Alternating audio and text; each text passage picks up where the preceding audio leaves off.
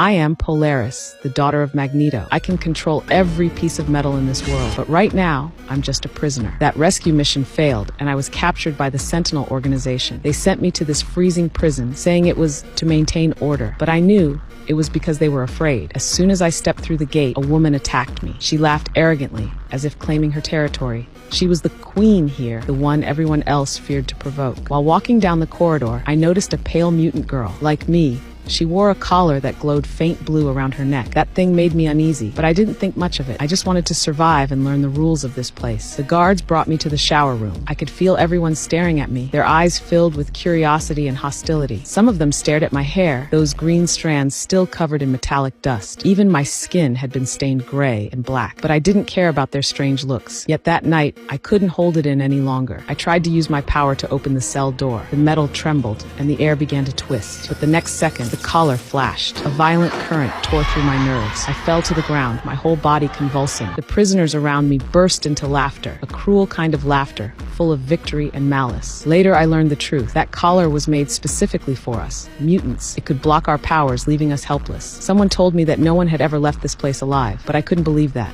I was pregnant. I had to get out. The next day, I found that pale girl again in the cafeteria. Her name was Linda. I wanted to talk to her about escaping, thinking she, as a mutant, would understand. But she only gave me a nervous glance, then looked toward the queen sitting nearby. She was terrified. In that moment, I understood she wouldn't help me, so I'd have to do it alone. That afternoon during yard time, the queen came again. She told me that from now on, I'd be shining her shoes. I looked at her coldly and said, "That scar on your face? A mutant gave it to you." Her expression instantly darkened. Before I could turn around, her followers lunged at me. Their fists slammed into my body, the collar burning against my skin. I could taste blood in my mouth. Then she kicked me hard in the stomach. In that moment, my world collapsed. I could hear my heartbeat mixing with the sound of rushing blood. I forced myself to awaken the magnetic field within me. The table beside us shot into the air. The queen was pinned against the railings. Her screams echoed through the hallway, while my body was nearly torn apart by electricity. The alarm blared. Guards rushed in. They didn't care who was right or wrong. They just dragged me to solitary confinement. This place was colder than anywhere else. I leaned against the wall and gently touched my stomach. The child was still there. I told myself I couldn't fall. I lifted my head,